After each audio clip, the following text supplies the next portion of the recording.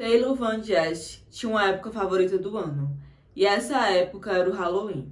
Mais tarde, infelizmente, ela acabaria ficando conhecida como Taylor Zumbi, graças à sua fantasia, mas também pelo fato marcante de ter tido a sua vida interrompida na noite de Halloween enquanto ela usava essa fantasia. No Halloween desse ano, a sua morte completa uma década. Oi pessoas, eu sou a Mika, sejam todos bem-vindos de volta ao canal Fofa e Trevosa. Aqui falamos sobre casos criminais, histórias bizarras e muito mistério.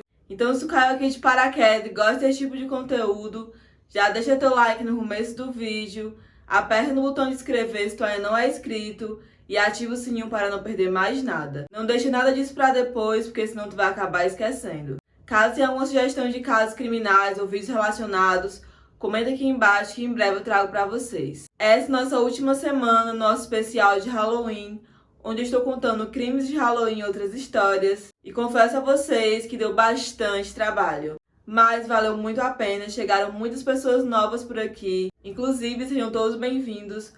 Podem vir para ficar, porque aqui é um lugar muito legal. Esse vídeo deveria ter ido ao ar na terça-feira, ontem no caso, mas infelizmente, devido a problemas pessoais, não aconteceu. Porém, o vídeo de sexta ainda está marcado para sexta às 8 horas, e o de domingo ainda está marcado para 2 horas da tarde, que vai ser o nosso encerramento do Halloween. Então fiquem ligadinhos, ative as notificações como eu já pedi. E agora, sem mais falação, vamos para o caso de hoje.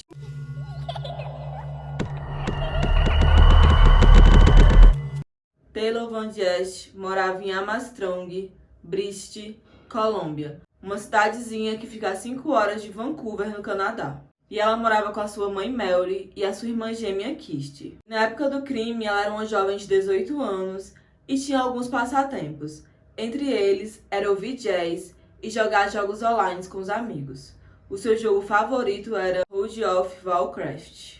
E de todas as épocas do ano, o Halloween era o que lhe causava mais euforia e ansiedade, porque ela já estava crescendo e naturalmente surgia aquela apreensão de brincar ou não e caçar doces ou não de Halloween.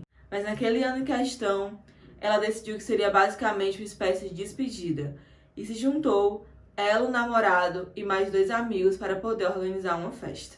Então assim foi feito. No dia 31 de outubro de 2011, ela se juntou com seu namorado Colton e seus amigos Zoe e Chloe para assim organizar a festa. E ela saiu de casa por volta de 5h50 da tarde vestida de zumbi. Naquela época estava estourando bastante a série The Walking Dead e ela era muito fã, então por conta disso pesou muito para ela poder escolher essa fantasia. E a fantasia dela era composta por uma blusa branca, uma calça jeans e uma blusa frouxa por cima da blusa branca para compor o look. E ela também colocou alguns hematomas e alguns sangues para poder dar mais um pouco de realismo para a sua fantasia.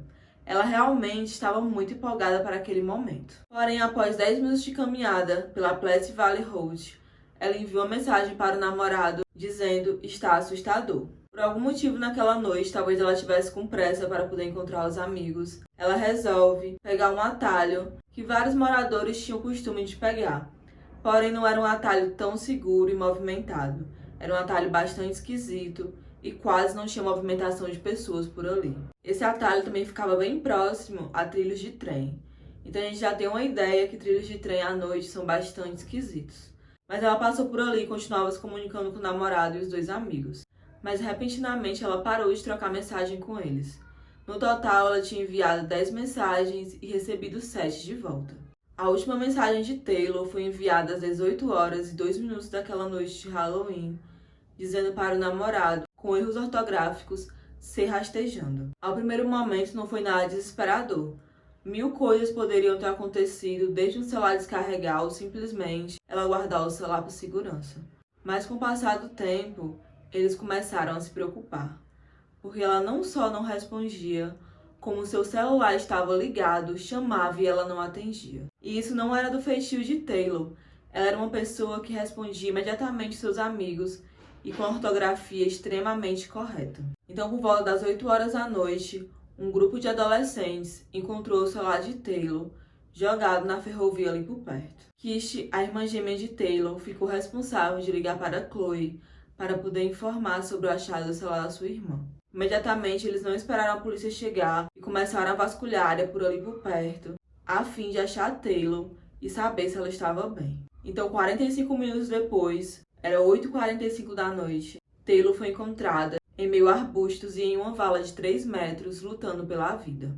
Sua maquiagem de zumbi e a escuridão tornava tudo mais difícil para discernir onde realmente ela estaria machucada e qual era a gravidade da situação. Apesar de rapidamente não ter sido detectado a localização dos ferimentos, era claro ver que Taylor estava gravemente ferida. Ela tinha muitos hematomas e estava sangrando copiosamente.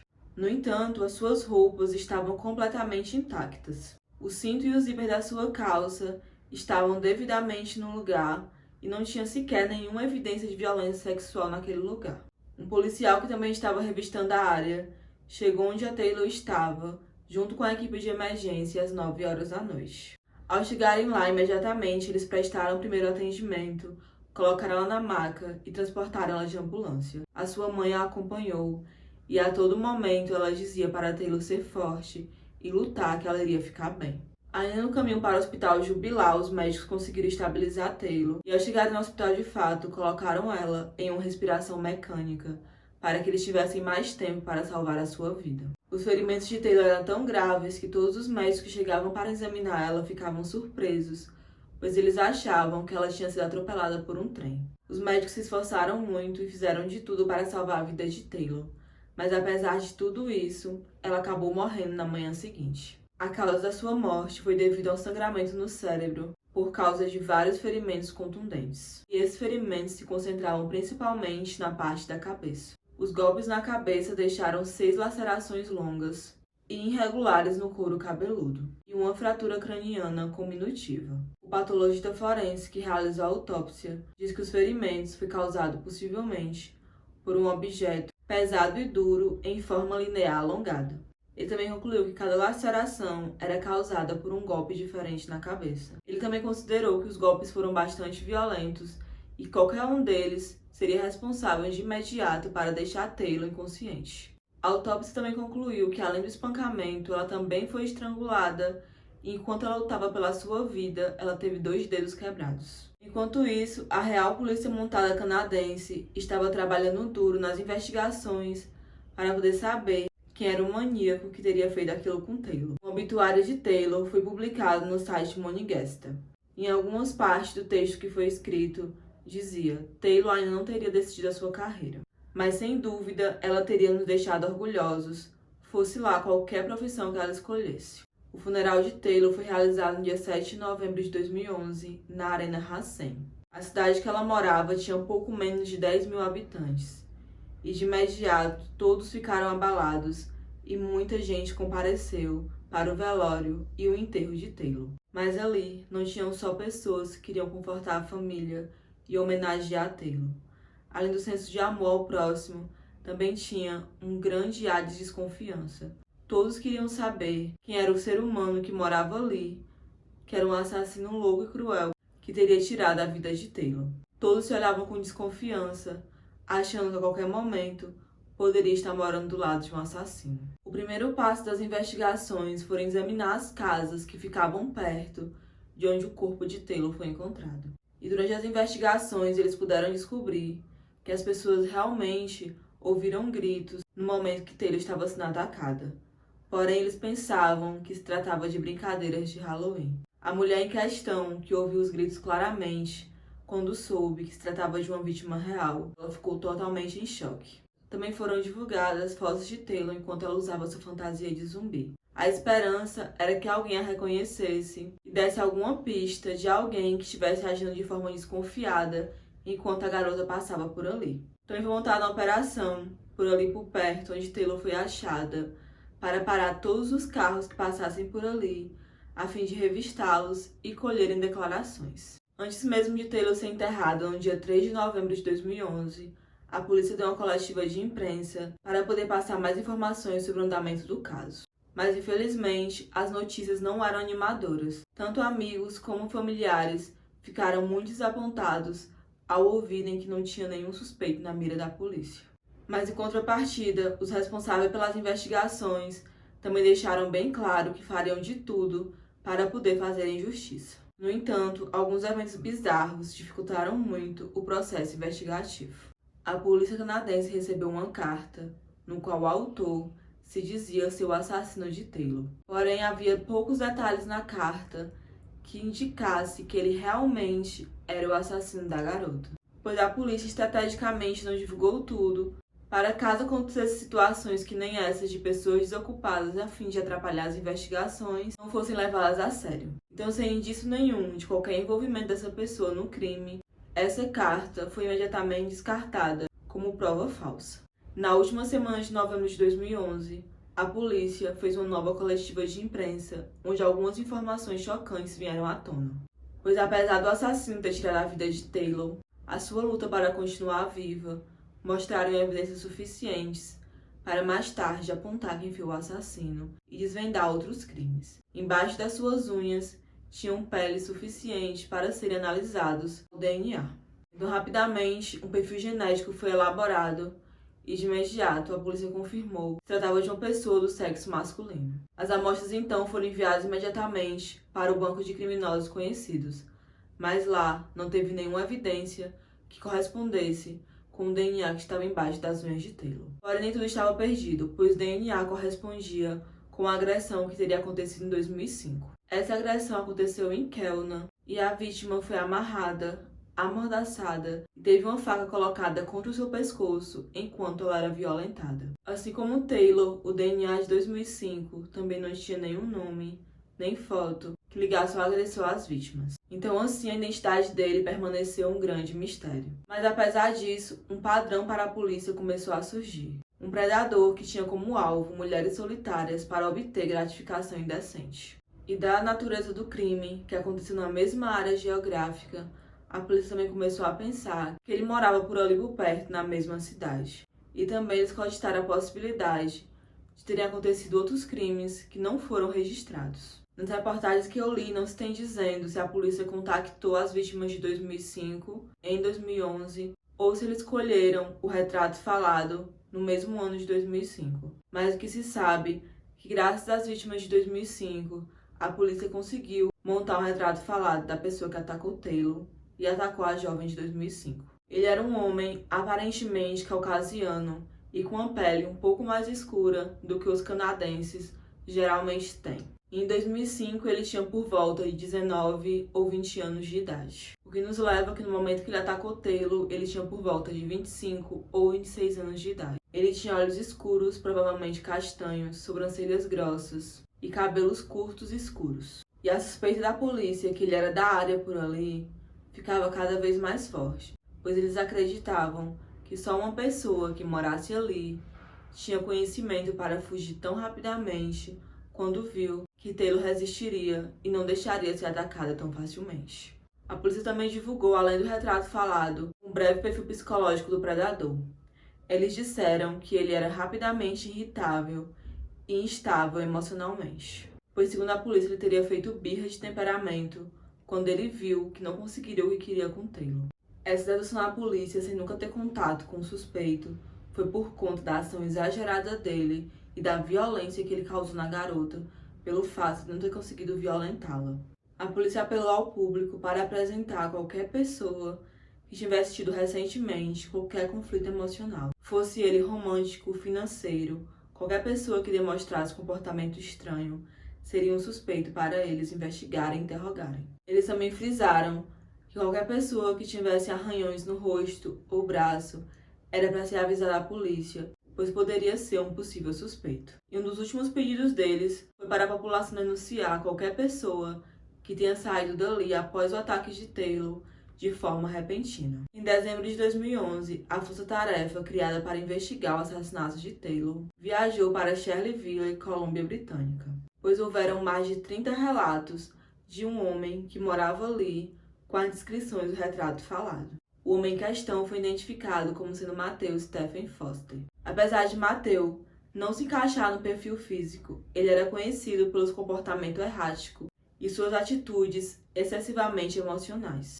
Além disso, tinha um agravante dele ter fugido do seu apartamento alguns dias depois que Taylor foi atacada. O dono do apartamento também foi interrogado e ele disse que Matthew pediu o valor do sinal de volta do aluguel, porém, como tinha um prazo para poder esperar, ele decidiu não esperar e pegou suas coisas e foi embora de imediato. O circuito interno de segurança registrou Mateus saindo de lá de forma bastante nervosa e apressada. Poucos dias depois que Mateus tinha ido embora, o seu pai Stephen foi até o apartamento do filho para poder recolher o restante das coisas que ele tinha deixado. E o pai também agiu de forma bastante nervosa e estranha. Parecia que ele sabia o real motivo que o filho teria ido embora. E essa reação do pai também foi registrada pelo circuito interno de segurança. Então, com isso, não demorou para que a polícia fosse até o seu encontro e lhe perguntasse o motivo de Mateus ter saído dali de forma tão repentina, logo após o ataque de Taylor. Ele simplesmente respondeu que o filho teria saído tão depressa porque ele teria conseguido um emprego remunerado e ele tinha um prazo para estar no local para não perder a vaga. Porém, o pai de Mateus já era um grande conhecido da polícia, pois em 1969 ele já havia sido preso por portar substâncias controladas, por roubos de carros e por quebra da custódia. Então a polícia não levou aquela afirmação do pai de Mateus a sério e soube imediatamente que ele estava mentindo. A polícia começou a acreditar que o pai de Mateus estava o acobertando e o álibi dele era bastante inconsistente, então logo começou a aparecer outras evidências. Um mandato de busca de registro de celular foi emitido para o celular de Mateus. Imediatamente, a operadora no qual ele era cliente forneceu as informações relevantes à polícia. Sem surpresa nenhuma para os policiais, o registro da torre mostrou que Mateus estava sim na área de Place Valley, onde Taylor foi encontrado na noite de Halloween. Eles tinham um predador nas mãos, mas eles já não tinham mais ideia de onde ele teria escondido. A chave para isso tudo era o pai de Mateus, e a cada dia que passava estava ficando mais óbvio que ele estava cobertando o filho. Porém, enquanto isso, o cerco só se fechava, ao ponto de um homem se apresentar na delegacia, dizendo que o pai de Mateus teria lhe pagado 500 euros por identidades falsas. E foram identidades no plural mesmo, ele não queria apenas uma identidade para o filho, ele queria várias. O homem, por algum motivo, também contou que o pai de Mateus fez a promessa que devolveria essas identidades para ele. Eu não preciso nem dizer que essas inúmeras identidades eram realmente para forjar uma vida nova para o filho de Stephen. A polícia, a partir daí, resolveu grampear o celular de Stephen. Já que ele dizia que não estava tendo nenhum contato com o filho, eles queriam realmente comprovar se aquilo era verdade. No fundo, eles já sabiam que não era. A polícia, então, a partir daí, resolve grampear o celular de Stephen. Pois já que ele dizia que não estava tendo nenhum contato com o filho, a polícia queria realmente comprovar que aquilo era verdade. Mas eles não só descobriram que Stephen estava sim tendo contato com o filho, como eles também estavam planejando uma nova identidade para Mateus fugir para sempre da mira dos policiais. Stephen não só tinha conseguido nova identidade para o filho, como um número de seguro social, carteira de motorista, cartão de banco. Ele basicamente deu à luz ao filho no lugar da mãe dele. Ele fez Mateus nascer de novo. Mas finalmente, depois de 5 longos meses de investigações e conversas entre pai e filho, eles deixam escapar a localização de Mateus. Mateus teria conseguido um emprego bastante remunerado em uma fábrica de vidro em Collingwood. Essa cidade ficava em Ontário, no Canadá, que é bem aquela parte do Canadá ocidental onde a língua que predomina é o francês. Que, para quem não sabe, lá no Canadá predomina tanto o inglês quanto o francês, porque são divididos em 2 áreas. Eu não preciso nem dizer para vocês que ele não conseguiu esse emprego de forma lícita. Ele conseguiu esse emprego graças a documentos falsos que seu pai havia conseguido para ele. No telefonema em questão, ele demonstrou clareza e certeza de impunidade. Ele se gabava da foto do documento e o quanto ele conseguiria levar uma vida normal com aquele novo documento. Ironicamente, foi nesse mesmo telefonema que Stephen orientou seu filho a parar de telefonar, pois ele achava que estava sendo grampeado. A partir daí, a polícia sabia que era o momento de atacar e prender Mateus Foster por assassinato em 1º grau. Em 4 de abril de 2012, ele foi preso na fábrica de vidro em Ontário, onde ele trabalhava. E lá ele se identificava como o Sr. Shawcross. Eles também levaram sob custódia Foster pai, sob a acusação de ajudar e a incentivar um fugitivo da lei. E enquanto ele estava lá em custódia, Stephen começou a se gabar dos feitos que ele tinha feito para o filho, lá na cadeia onde tinham preso. Porém, o que ele não sabia é que ele estava fazendo uma confissão, porque o preso em questão que estava lá dentro da cadeia com ele era um policial disfarçado. Ainda bem que eles têm essa necessidade de levantar o ego deles e se gabar pelos feitos, porque assim facilitou em 1000% o trabalho da polícia. Após a sua prisão, Matthew Foster foi extraditado imediatamente para a Colômbia Britânica. O seu depoimento durou cerca de 2 horas, e diante de várias evidências esmagadoras, ele não tinha para onde correr. Então ele confessou tudo, em mínimos detalhes. Um detetive da homicídios, por algum motivo, pediu para que Matthew o olhasse nos olhos e perguntou: "Você se sente mal por matar a Taylor?" E ele simplesmente respondeu: "Sim." Ele continuou dizendo que se sentia doente pelo que tinha feito e admitiu ter fortes dificuldades de controlar os seus desejos. Ele continuou sua confissão dizendo que realmente entrou na cidade de Armstrong em 31 de outubro a fim de achar uma jovem na noite de Halloween para que ele pudesse atacá-la. Ainda de acordo com a sua confissão, após ele encontrar Taylor, ele tentou parar e conversar com ela por alguns minutos, e quando ele percebeu que ela estava sozinha, ele a empurrou para o chão e pediu para que ela ficasse quieta. Ele continuou dizendo que após ela não acatou a sua ordem, ele simplesmente surtou e a atingiu violentamente diversas vezes na cabeça com uma lanterna bastante pesada, e após isso a estrangulou. Posteriormente, o DNA embaixo das unhas de Taylor e o DNA de 2005 comprovaram que realmente era ele. Mas pelos policiais que existiam mais crimes não paravam por aí. Ele também foi desmascarado por uma agressão que aconteceu em 2004, onde ele invadiu a casa de seu vizinho em Cherryville e atacou uma jovem de 19 anos enquanto ela dormia. Infelizmente, ele não pôde ser identificado na hora do crime, pois ele usava uma máscara. Mas o DNA que estava embaixo das unhas da moça pôde ser confrontado com o DNA de 2005 e com o DNA de 2011. Em março de 2014, Matthew finalmente foi julgado pelos crimes que ele havia cometido. E depois de várias semanas de testemunhos de amigos e familiares de Taylor, Matthew finalmente foi considerado culpado de assassinato em 1º grau. A sua condenação foi de prisão perpétua sem direito a condicional por pelo menos 25 anos. A mãe e o pai de Taylor disse que nunca terá um fechamento total quando se trata da morte prematura de uma filha, mas ficaram gratos por finalmente a justiça ter sido feita. Aos repórteres que esperavam do lado de fora, a mãe de Taylor disse o seguinte: "Estamos tristes por nunca podermos trazê-la de volta, mas também estamos felizes que o animal esteja fora das ruas." O pai de Matthew também recebeu uma sentença de 3 anos e $100 de multa por ajudar o filho a fugir. Mas infelizmente, o pesadelo da família de Taylor não acabou naquele dia, pois Matthew entrou com um recurso para um novo julgamento. Esse recurso foi aceito e o novo julgamento aconteceu, onde a sua acusação por assassinato em 1º grau foi retirada e uma nova acusação foi feita por assassinato em 2º grau.